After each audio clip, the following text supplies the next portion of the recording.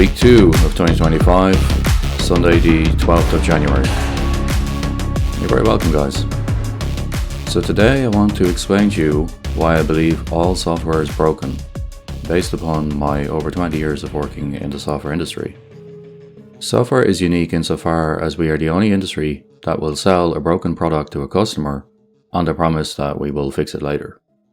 The computer game industry has become infamous for this, where it has become advisable to avoid buying a new game on the launch day due to the assumed high level of bugs. It is not uncommon for a game to take a year of development post-launch before it becomes stable and feature complete. And we've started to just kind of accept this as consumers, which is somewhat disappointing. When I was young, games were distributed on physical read-only media, or ROM, such as cartridges and CD-ROMs. Because of the read-only media, patching such games after release was impossible. That meant that the final version of the game had to be ready at launch time and had to be good quality, because fixing it later simply wasn't an option. Admittedly, games back then were simpler, with less complexity leading to less bugs. I feel, however, that one of the worst things that has happened to software development was the wide availability of broadband connections, leading to an easy way to distribute software patches after release. This is true in enterprise software also, which went from releasing software on CD-ROMs to cloud distribution channels. Sadly, this quote, "sell it now and fix it later" model is leaking out from the software industry into more critical areas.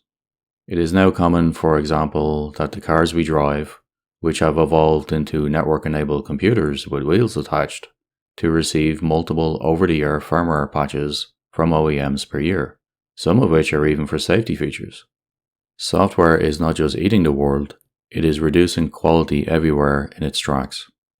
Put simply, our tolerance for low-quality products, for example software, cars, phones, games, etc., is being increased as vendors are selling to us on a trust me bro basis. And amazingly, most of us are trusting them.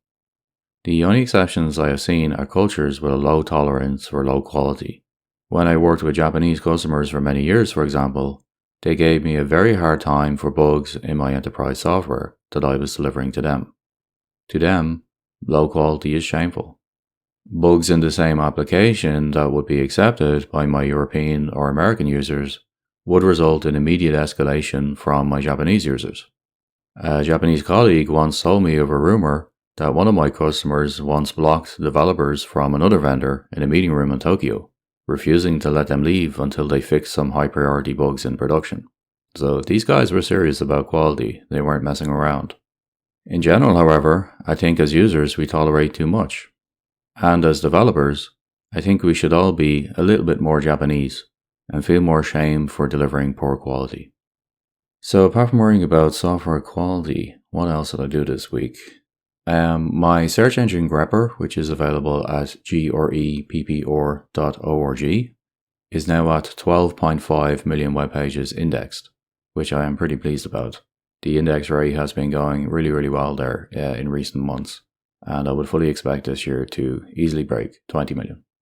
So if you want to try out a new search engine, which has no filtering, check out greppr.org. In terms of media that I'm enjoying this week, I just finished the Serad Solution by Bob Shaw. Overall, I found it to be an enjoyable book. I felt the ending was a little bit weak, which was disappointing, but everything leading up to that was great. It's the first time I've read a Bob Shaw book, and I really like his writing style, and his character development was excellent.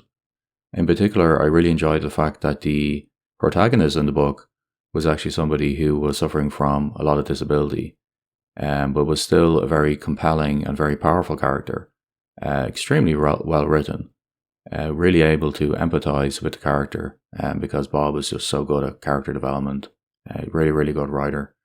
Even with the ending being a little bit weak, it was still a great book.